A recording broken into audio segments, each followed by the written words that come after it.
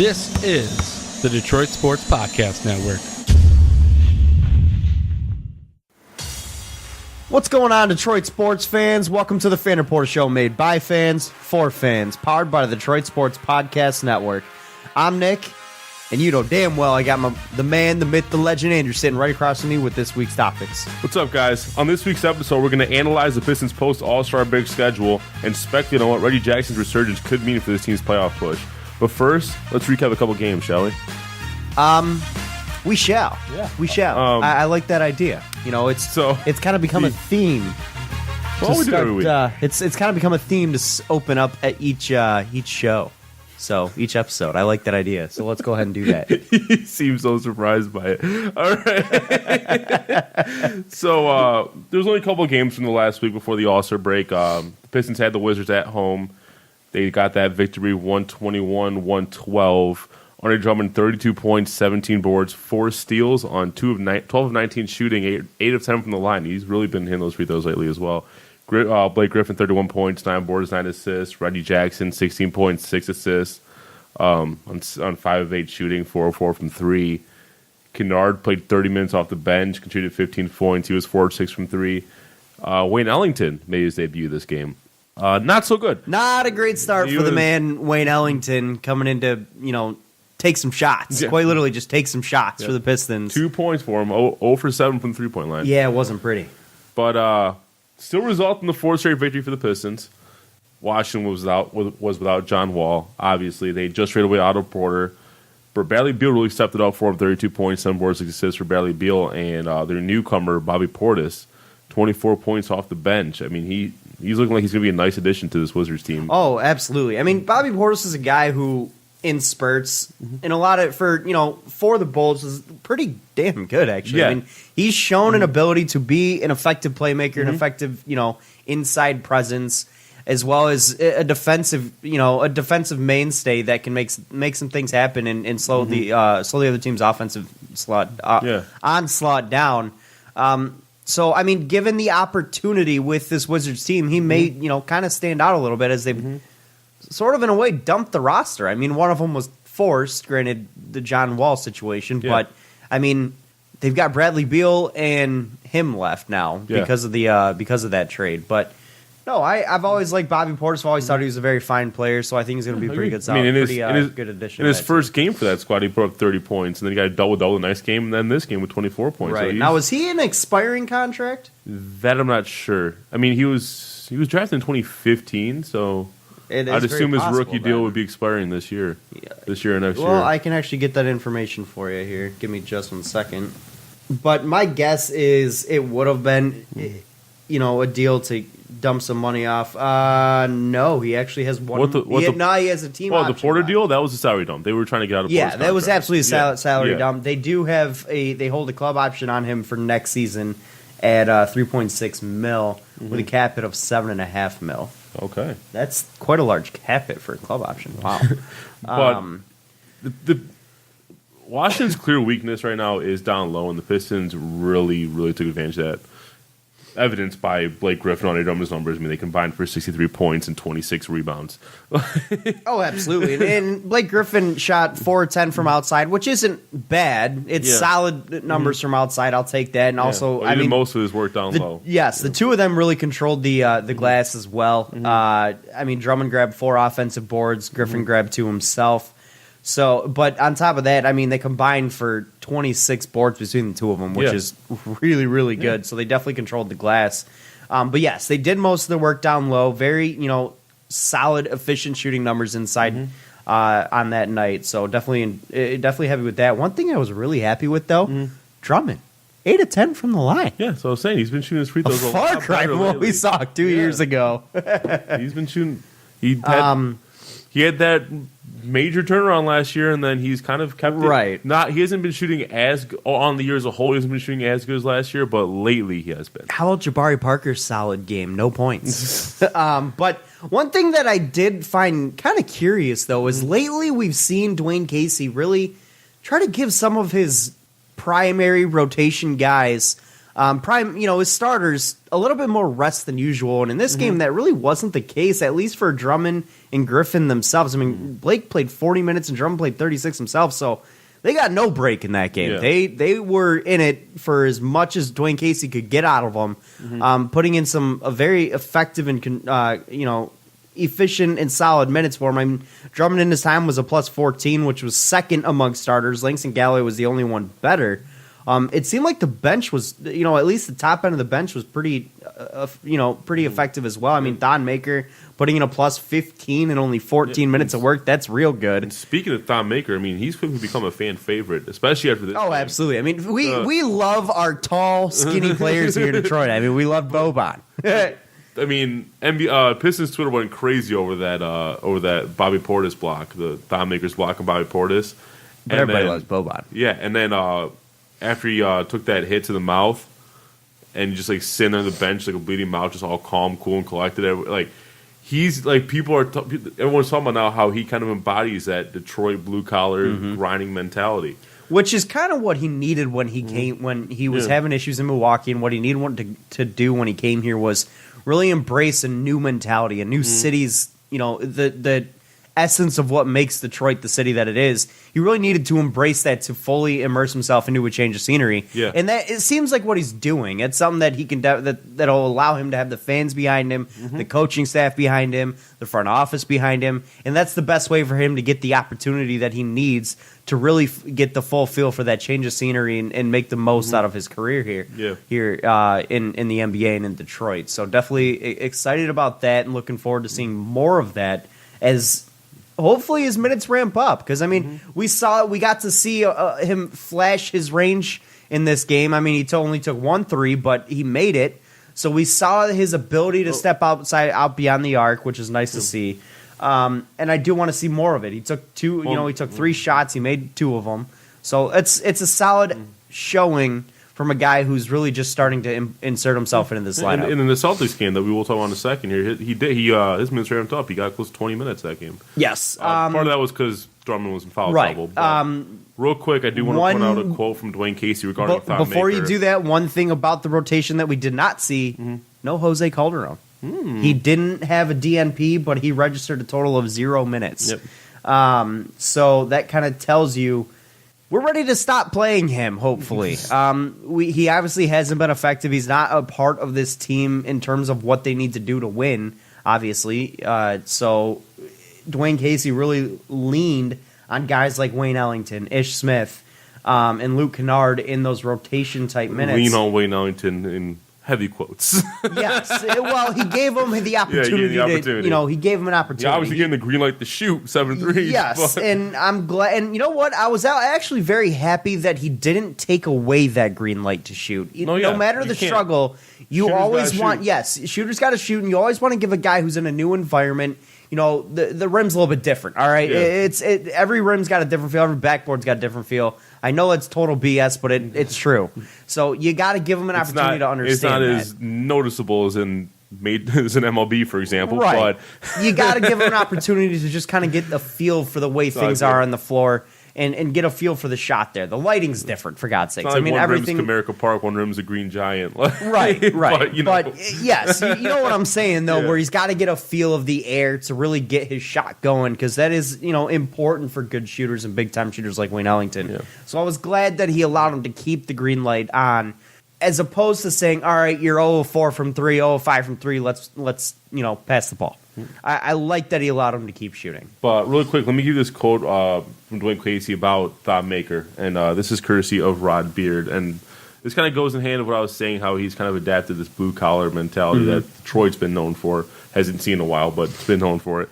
Dwayne Casey said, his lip is a little distorted, but what a hustler that young man is. I love the way he competes. His spirit's in the right place, and he is about winning. It's not about himself. Is it crazy to say that something is like a small of an addition as a Thon Maker could possibly signal a culture change in Detroit? Not at 14 minutes a game, no. Not at 14 minutes a game. And I don't. And when you have so many guys on the team that really aren't about that mentality, it's hard to really kind of get that. He needs to take the reins in the team for you to get and be a leader to get that kind of a culture change. I would say that it's very difficult for someone in his role and in his position to be able to do that here with this basketball team. It is no secret that kind of play is contagious. Oh, it absolutely is. But again, he needs to be. It's contagious when it's someone in a leadership type role. When it's someone who's in just a situational role. I mean, Matthew Dellavedova didn't change the mentality of the Cleveland Cavaliers, but he was a workman's mentality. We've seen that before. But it is a start. And it is something to look forward to. That is something that this basketball team desperately needs, is a blue collar mentality in some of its players, and that's what Don Maker brings to the floor, and that's what he's really embracing right now. And it might start affecting some other guys, especially on the bench in the bench unit. And that's what they need to have. We need that blue collar mentality. Nobody has it on this team besides him right now, outside of a couple of guys, but it hasn't seemed consistent to me. So it's definitely a warm welcome thing here coming from me to see Thon Maker out on the floor hustling every single play. Yeah. And that's what I want to see from everybody, and hopefully it does take effect on everybody else on this roster as well. And moving on to the other game that happened before the All-Star break, Pistons in Boston taking on the Celtics. Pistons got their 4-game winning streak snapped here, losing 118 to 110. All 5 Boston starters were in double figures, plus Jaylen Brown. As expected. Jaylen Brown. But Al Horford, I think, was a highlight for that Boston team with damn near triple-double, 17 points, 14 boards, 8 assists. He's a do-it-all guy. Yeah. He always has been. He's a good passer. He's got great vision, very experienced player, and he really shows the veteran abilities on the basketball floor. He's able to step away from the basket, as shown by the 3 of 5 shooting from outside. He's always just been a guy who can do it all for you. He's a leader. He's a leader on the basketball floor. He's a very strong inside presence defensively, and he's a do-it-all guy on the offensive side of the ball. Horford's a guy I would love to have here in Detroit. Yeah. A little bit younger. But younger version of Horford. Yes. What you like to have here in Detroit. I would love that. And actually, I've been begging for them to go after Horford for a few years now. I mean, he's been the guy, I'd say. This team needs a veteran leader. That's a perfect example of what this team has needed for a couple of years now. Yeah. When I was in the idea of them winning, I'm not anymore, but I loved them winning before, and that was the one thing I saw truly missing from this roster. And I still believe that. I still believe that's really one of the major things missing from this roster is a true veteran leader. Yeah. Blake Griffin's a veteran. He's a very solid guy. He does have some leadership qualities. But Horford's one of those guys who really expresses that on the basketball floor as well. He's not a me-first guy. He's not a control the ball. He's a run the offense properly kind of guy, and that's what I really like to see. So I still think Horford's one of the better players in the league, and as evidenced by his play as of late. I mean, the guy's been fantastic lately. So. Now, another quick note for the Celtics here. They were without Kyrie Irving and Terry Rozier for this game. Yeah, they had me as their point guard, and then the guy in the third row, seat 12, as their backup. It was... Pre or post pregame beer? Good question. Probably post. Did they get the guy with the beer or the guy with the popcorn from the sidelines? Anyway. Fun fact, he had both. He did have both. I confirmed that. He had both. Anyway, on the business side of the ball, Blake Griffin, 32 points, 8 boards. Drummond, 21 points, 17 boards, 4 steals. Reggie Jackson pitched another 18 points. Wayne Ellington, a little bit better, 13 points. He was still 3 of 10 from 3-point range, so he still has to get more. He's just got to get more reps up in that arena to get things going. But in general, this was a very, very back and forth game. A lot of extended streaks on both sides of the ball. Like Boston would get like 18 in a row, Pistons would get like 14 in a row, something like that. It was just back and forth. I'll be honest with you, this is a bad loss for the Pistons. Well, yeah, this was a shell of what the Boston Celtics truly are. I mean, Gordon Hayward played fantastic. He has actually been playing really well as of late. So it seems to me like he's kind of back. But not having an actual point guard rostered, not named Marcus Smart, that's a game you got to take advantage of. That's a game where you got to go in going, all right, we're going to attack their ball handlers and make sure that they are the ones that, don't let them be distributors. Take control and force them to make the offense happen, and don't let it happen easy. And the Pistons didn't seem like they did enough of that. It wasn't just the ball handlers that killed us, though. So, for example, that's what I'm saying. They had to have made sure that if there was someone that was going to kill you, it was going to be the ball handler, and that's what you, because at that point you could shut other people down and force a guy like Marcus Smart to do everything himself, and whoever the hell they're going to try to play behind him in that spot. that's the best way you're going to beat that team because there is no Kyrie who can beat you single-handedly. There is no Terry Rozier who's proven that he can, step up and make things happen. It was on Marcus Smart, who's had some flashes. Don't get me wrong, and is a very good defensive guard, but he's a combo guard. He's not a true point guard, and they didn't force him to make the mistakes that that they could have done. But I want to point out the issue on the wings, though, because Kennard did start in this game over Galloway, but in general, the Pistons have really struggled guarding wings ever since we traded away Stanley Johnson, Reggie Bullock, Tatum, Brown, Hayward. They all had interesting lineup by Dwayne Casey. Very small ball lineup in this one, going with a Luke Kennard as opposed to a true small forward. Granted, they don't really have much on the roster, but Tatum, Brown, and Hayward they just did whatever they wanted. I mean, even against the Wizards, Bill and Reese combined 55 points. You can argue that's a size mismatch there. I mean, Tatum is a guy who can play the 3 or the 4. No, I know, but I'm saying even against the Wizards, what I've noticed is the Pistons have really struggled to guard the wings ever since we traded away Stanley Johnson. They don't have a true wing on the roster anymore. That's why. I mean, Luke Kennard is really the closest thing they have to a true wing anymore. On the roster, and he's 6'6", 6'7". I mean, and he's small, so he's going to get bodied and abused. And frankly, just true wings are going to be just taller than him. And he's not the greatest defender either, so it's going to be very difficult for him to guard that position. It's a lot to ask him to do. I mean, especially when you're in a playoff push where you're going to start playing some teams that are really gunning for it, and they're going to take advantage of that. I mean, Jason Tatum had a field day. And that's to be expected when it's Jason Tatum with Luke Kennard, up against him. Jason Tatum's a couple inches taller than him with a longer wingspan and a very, very strong offensive skill set. That's asking a lot of Luke Kennard to put someone there, and it's a tough spot for the kid to be in. I'm not going to lie. And I think another thing that sunk us in this game is the fact that we could not start a quarter to save our lives. Every quarter started with a Boston run. 8-0 run, 9-2 run, 8-0 run.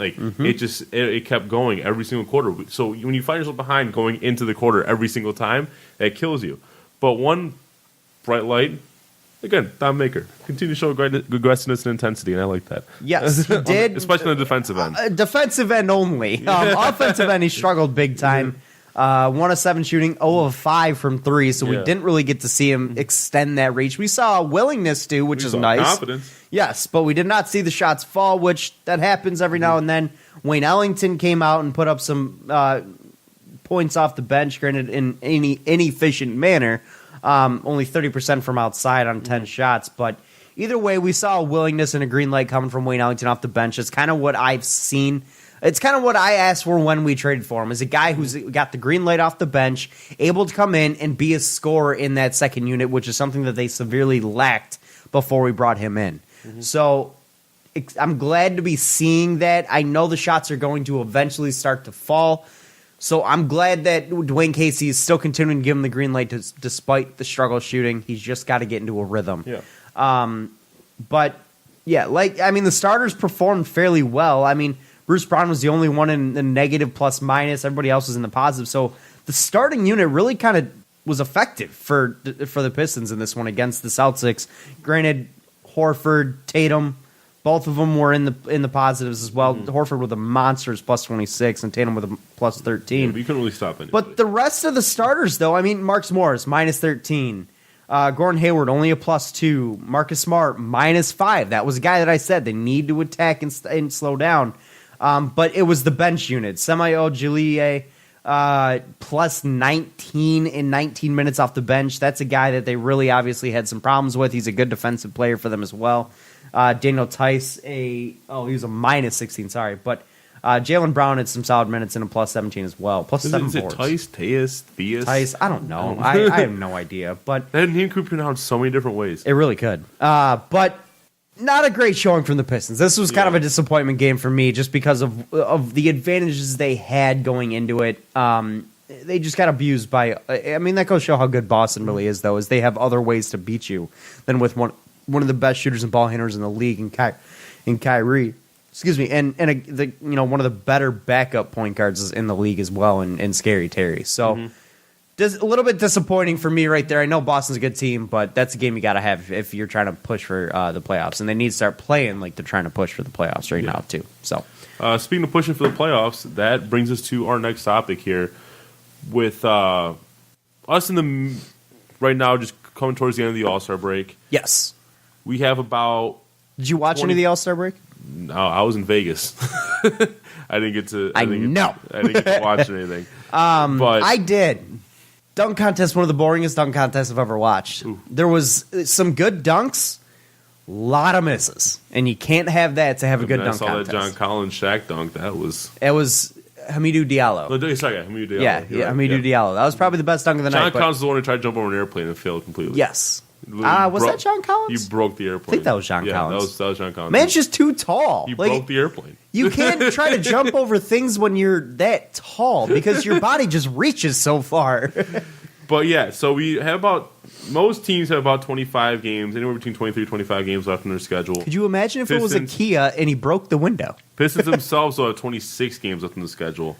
One other team with that many is Miami, we are competing directly with for a playoff spot right now. Indeed, we are. So we're going to take a look at the remaining games here for the Pistons. Just kind of remain straight to schedule, and for basically our main. Does having more games bode well for them?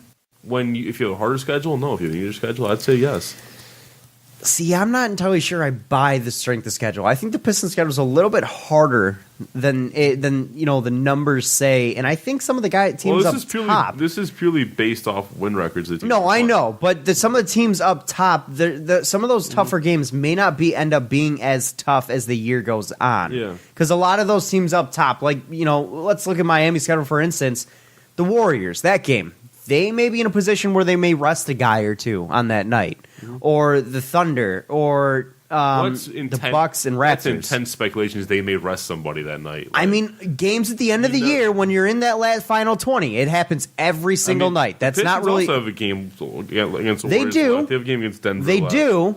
However, the tougher schedule may not be as tough as it seems to be at this point. Yeah, because a lot of those games you're more likely to play because you play so many more of those teams. You're more likely to see a rest type situation than a team who has an easier schedule, where you're playing a lot more teams that are closer to that cusp of making the playoffs that are fighting for that spot. Yeah, but I know, but unless it's at the very end of the season, you can't really speculate on them. That's not necessarily true, though. That's not necessarily true, though, because I can almost guarantee you in the final 15 games of the season, if you're playing a tough team, there's a very good chance that some of those guys may be getting some rest. The Heat's game against the Warriors is next week. So you may see that team rest some players. I'm serious. Once you start getting into the final 20... That's like trying to predict injuries. You can't predict that. It is not like trying to predict injuries. I can predict rest because, one, they're scheduled days. When they schedule days, that's not something I'm predicting.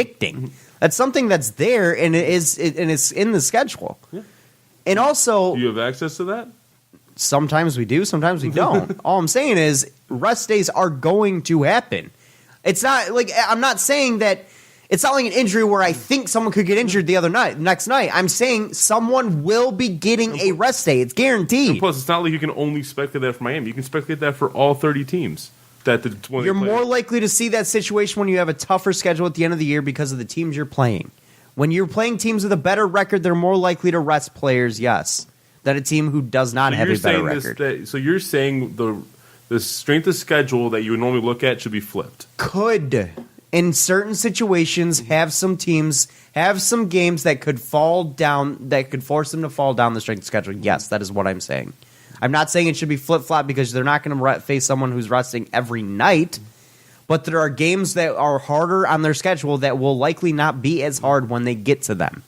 That's why I don't think this strength of schedule, looking at it as is for the rest of the year, is entirely telling of what's to come. Well, yeah, it's never going to be 100% accurate, but this is. Well, I think in this situation, especially in the NBA, it's more inaccurate than accurate in this situation. Yes, I don't entirely buy strength of schedule at the end of seasons. Across an entirety of a season or a half a season, yes, that's different. But in the last remaining 20-ish games, it's not as much. There's not as much accuracy involved in that. Because again, you're facing off against teams that may not be in the same situation, and because of that, they're more willing to rest, they're more willing to play guys less, or they're in a situation where they need to play their starters 35, 40 minutes a game. So what do you make of Detroit having an average opponent record of 48%? I mean, versus Miami's 52% remaining season. Well, that's not as far off as I thought it was. But either way, well, that's 7th easiest to 7th hardest. I know. So, I mean, there's certain games that are a given, like a Cleveland Cavaliers and the New York Knicks. Those games are obviously games that they should win, that they have to win.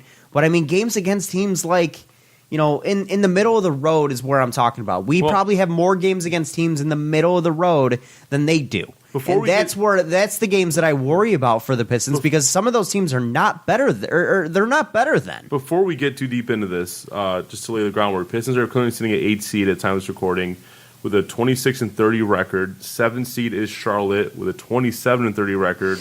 Directly below us, Miami, 26-30 record, virtually tied with us, and Orlando, 27. What I want to know is how many games each of those teams have against those teams in that pack right there, because those are big swing games. Those are games where you can gain an entire game on someone or lose an entire game, lose that ground. That's the situation I'm curious about. Pistons play the Heat or teams fighting for big time seeding in the East. Pistons play the Heat this weekend. Well, that's a big time game right there. And then they play them again mid-March. I also think the Heat are a better team than Detroit. So we still have 2 games remaining against the Heat. Those are big time games right there. I'm talking how many games do the Pistons play against Charlotte? How many games do the Heat play against Charlotte? In that spot, or up to, I'd say probably the 5 or the 3 or 4 seed in the East. Pistons only have 1 game left against Charlotte. It's the third to last game of the season. Okay. That's probably a big time game right there. That's a seeding game. As far as Orlando, we got Orlando at the end of March, and I believe that's it. Okay, what about the Heat? That's it. The Heat we play this weekend. No, the Heat. How many do they have against those teams? That's what I'm wondering. I see what you're saying. Okay. Because those are games where you're going to be in a dogfight. The Heat has the Hornets twice in March. Okay, that's a dogfight. And then they have Orlando in March as well. Okay, so they each play them 3 times. Yeah. So, well, either way, again, you're also in a situation with the Pistons where some of those easier games are against teams that you're really just not better than. You're down at the bottom in terms of strength of schedule, which is nice. However, you're also down towards the bottoms and how good your team is too. So those easy games may not be all that easy either. They really need this team is not playing like a team fighting for a playoff spot in my eyes. The East is really that bad. The bottom of it's really that bad. This team needs to. That's why I was saying this team needs to get into a mentality of playing like they are in the hunt for a playoff push and not just sitting in the middle or at the bottom. Because right now that's what they're playing like, and that's why I say strength of schedule is meaningless in a lot of ways. Because if your team's not playing like you have the easiest schedule, then you don't. Lately, they've been playing a little better. Yes, there was a stretch of a week and a half to 2 weeks where they played better, but then they ended it against Boston. They look like shit. Oh, yeah. I mean, if that's the kind of momentum you're going to carry forward, that's not a good look. That's not something you need. That's not something you want. Those are games you have to win. They could be looking back at the end of the season saying, that's a game we needed to have. They cannot play games like that where they have a distinct advantage going in and say, we can afford to lose this one because they're better than us. That's not something they can afford to do. Picking up games like that is very important because of the fact that they're games that you have a distinct advantage going into. A game like Denver that they won, that was a game that they had to go in and say, we have a distinct advantage. We must win this game. So was Boston, and they didn't. So that's why I say, in a lot of ways, strength of schedule is meaningless. Because it dictates on how what matters is how you are playing, not how the other team is playing. I don't care how the other team is playing. So let's take this a little bit of a different direction then. One thing that's changed drastically for the Pistons has been the point guard play, specifically Reggie Jackson. He's been far better. He's been far better. So what I wanted to ask you is, basically with Reggie right now, we've seen a lot more consistency, a lot more burst, a lot more decisiveness. He's finally been able to get around players more. He's been able to move better. And he's changed the way he scores the ball. Do you think, how much of an effect do you think, let me rephrase this. Is a healthy Reggie Jackson crucial to the Pistons making the playoffs. Absolutely. I mean, you saw the best stretch of the Pistons season's been the past couple of weeks, in my opinion. They've played like they actually have an urgency to win some ball games in the last couple of weeks, outside of against Boston the other night, but last week. And a lot of that was shouldered on Reggie Jackson. So you look at games like that and say, the Pistons are playing their best basketball when Reggie Jackson is playing his best basketball. Blake Griffin's been fantastic all year. Reggie Jackson has not. And when he's been good, the Pistons have been on. So they need him to be on. It's absolutely 100% crucial because, again, the offense runs through your point guard. It always has, always will. I mean, granted, it could be a point forward. Blake Griffin's played a little of that this year. But either way, they need they need Reggie Jackson to be healthy and at 100% and playing his best game for this team to be any kind of threat to make the playoffs. Because, again, they do have an easier schedule, but it's games they have to win. They're playing a little bit from behind here. I mean, yes, they're the 8th seed right now, but you still don't have. I mean, Orlando's got an easier schedule than you do, according to the rankings. So they have the third easiest schedule in the league, and that's the team you're fighting with. Charlotte and Miami both technically have top 10 hardest schedules in terms. Charlotte's got number schedule. 2. But again, looking at some of these games, I mean, they play 3 against Washington. But is it bad that Orlando is the team I'm least afraid of those teams, personally?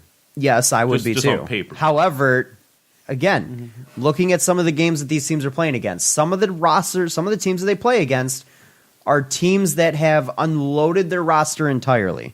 Their win-loss record may have dictated, may have put them in a spot that could have been close to the playoffs. Look at the Clippers, for example. They're in a playoff spot. They unloaded their roster. They're a team that's tanking. That's an easy game now when it shouldn't have been.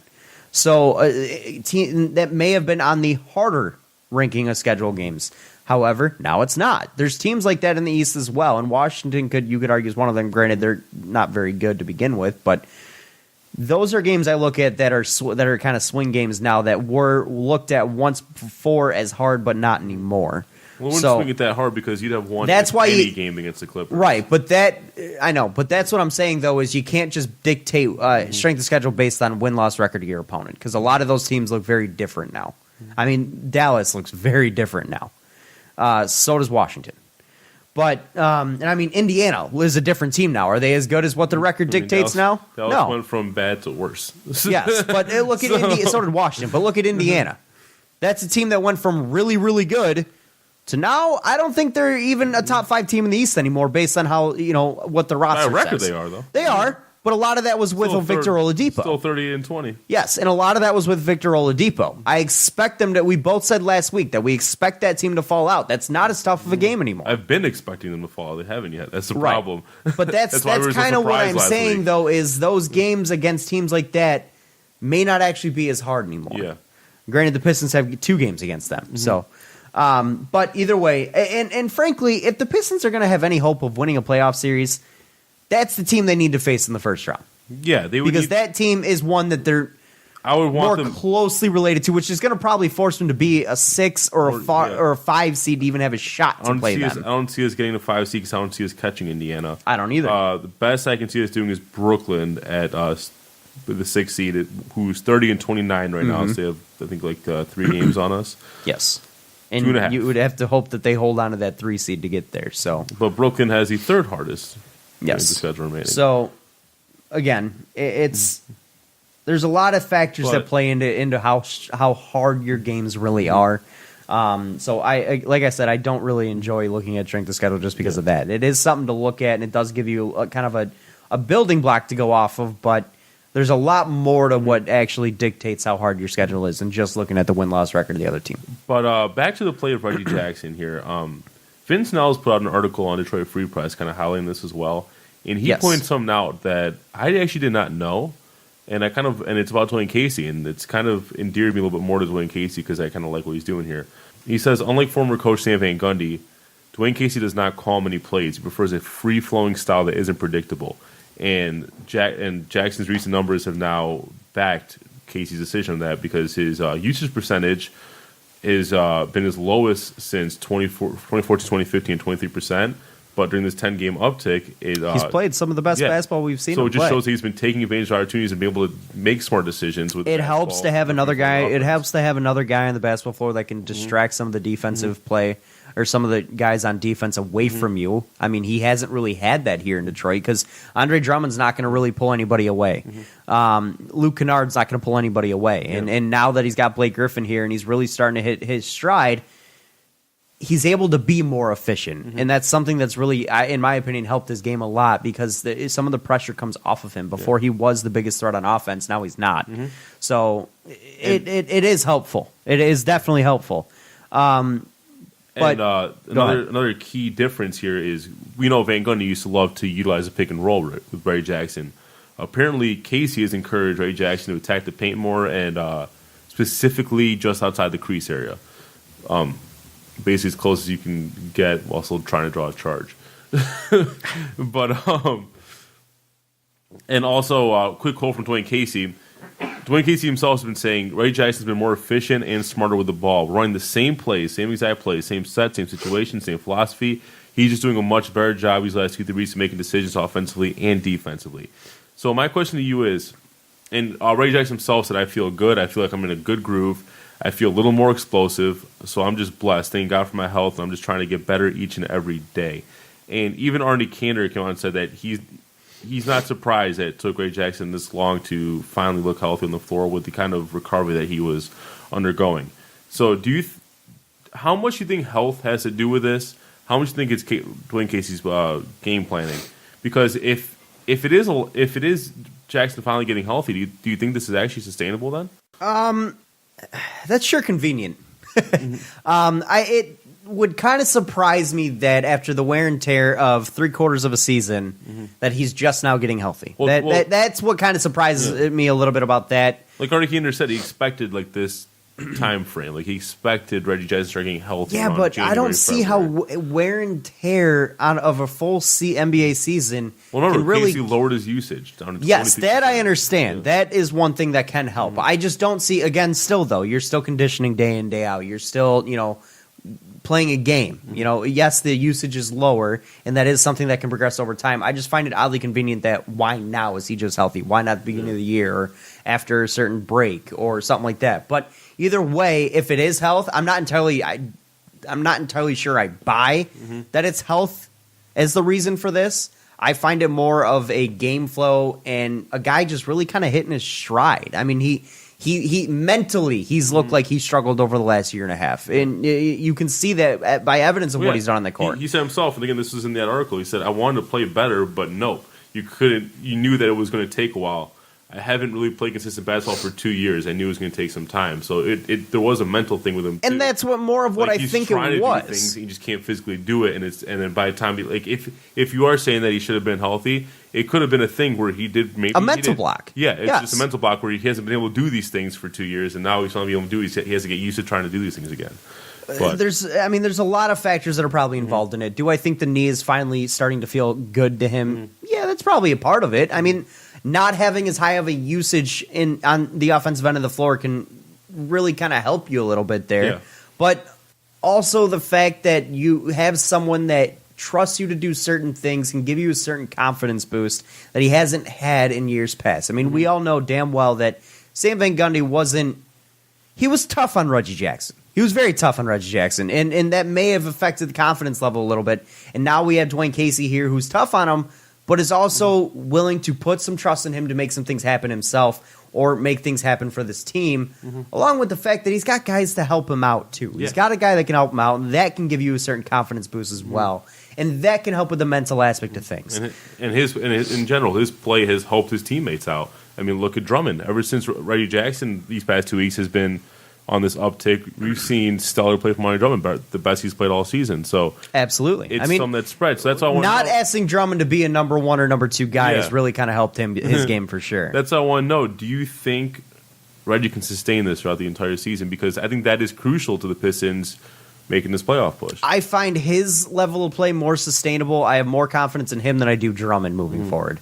Drummond. So you're not completely convinced that Reggie Jackson's strides have directly helped Drummond? I actually think they have a lot. However, Drummond is still very inefficient on the inside.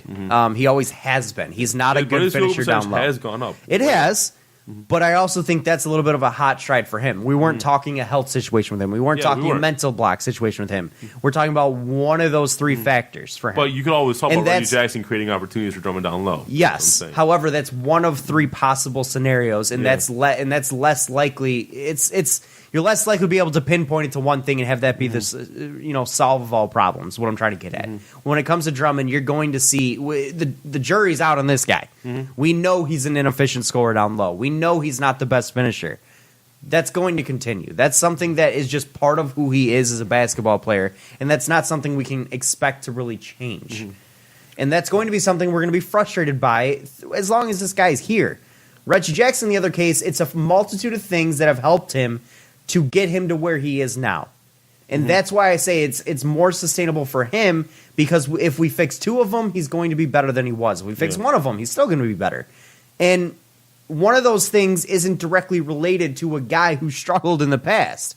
It's a guy who, one of those things is related to a guy who's been nothing but consistent in Blake Griffin. Blake Griffin hasn't helped Drummond as much as Reggie has helped Drummond. So if you're trusting a guy who's consistently helping you as opposed to a guy who's very inconsistent, that's where we're going to see Drummond struggle more. It's a little bit more of a stepping stone kind of thing. Yeah. Where two, you're confident in two because of one. You're not so confident in three because of two, though, if that makes any sense. No, I see what you're saying. But I do think Reggie can sustain this level of play. Again, because of the fact that we have certain things going right that aren't just the makeup of who the player is. Yeah.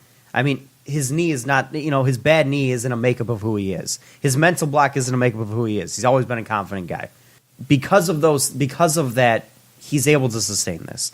Whereas Drummond, he's just an inefficient scorer down low. He's not a great finisher. That's who he is. None of those things about that were hindering Reggie are about who he was. No, I know. I'm not arguing that. I'm just saying that the cause and effect here is Reggie playing better creates more open shots for just Drummond. Because Reggie plays better to me does not mean Drummond will play better. That's what we've seen. That's what I'm saying. We haven't seen in the past, though. Again, we've seen Reggie play very well and Drummond still be an inefficient scorer. That's the problem I have with Drummond's game. That's why I don't think we're going to continue. So we can trust in Drummond as much as we can in Reggie. To close, am I naive to say that I can totally trust in Reggie Jackson? No. I mean, yes, I'm naive there. This is a guy who we've watched struggle for a year and a half now. However, I do have a confidence level because it looks like he's playing with a level of confidence that we haven't seen in quite some time. He's playing with, he's so your dictating. confidence is in his confidence. Yes. And my confidence is also in the confidence of Dwayne Casey in him. Yeah. Yes, his usage is at an all-time low. You're confident in confidence. Yes, I am. His usage is at an all-time low for him. However, He's picked his spots. It's by design, and he's picked his spots to be effective, and that's what I like to see. That's something that I needed to see out of Reggie. I don't want him to try to be a number one. I want him to be able to have a team pick his spots for him to set himself up for a perfect situation. And that's what they're trying to do with him right now, and that's why I think he's in a spot where he can succeed. So I want you to call your shot right now. Pistons made playoffs, yes, no? If so, what seed? Yes, 8 seed. And it's not with a winning record. It's because the East is bad. I hope they can move up, but I think they'll be able to overtake Charlotte for the 7th seed. I think they'll be able to make 7th seed. I don't know. I think they can finish right around 500. And I don't think they're a 500 team the rest of the way. I really don't.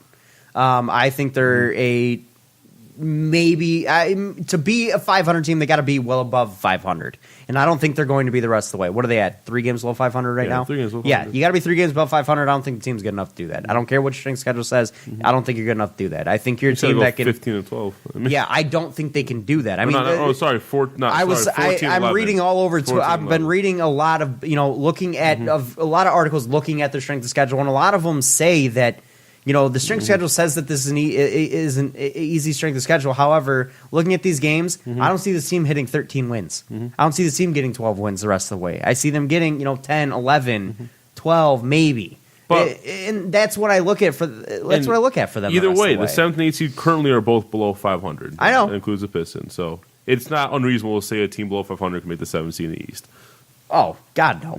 So- You very easily could say that. But it doesn't matter if they're an 8 seed or 7 seed. They're getting swept in the first round of the playoffs. So- If you want to have any shot, You need to make at least 6. yes, you need to make at least 6. And even then, I think you're done. Yeah. Because you're looking at You're potentially a probably looking at Philly Boston team or or a Boston. Boston team. Yeah. And you're getting swept. And you're getting either a 5-game sweep or a 4-game sweep in that situation. Yeah. Your best bet is to try to find a way to face Indiana. And I don't think you're going to be able to. Yeah. So, Let's close out with some fun, quick and fun. We just came off the All-Star break.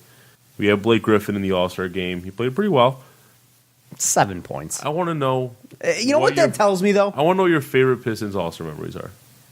When they put all the entire Pistons starting lineup out there all at one time, and they actually played a real basketball game. That's my favorite too. That was by far my The favorite best Pistons part of that moment. is that we when Ben actually blocked shut- Shaq in an All-Star game. That was awesome. The fact that we actually shut down the Western Conference Yes. All-Stars. Yes. Was it the Pistons plus Paul Pierce? I'm pretty sure it was I think it the was, lineup? yes. With Larry Brown as the coach. It's very rare to see someone play defense in the All-Star game, and that was a moment that will forever. Was it Larry Brown the coach? No. Who was the coach of the Eastern I think it All-Stars was that Larry year? Brown. Because I believe he was coach of the year the previous year. So I think it was Larry Brown. But it was that moment right there was fun to watch because that really said that team was that good defensively that they could quite literally shut anybody, any lineup you put out there, they could shut them down. And that was cool to watch.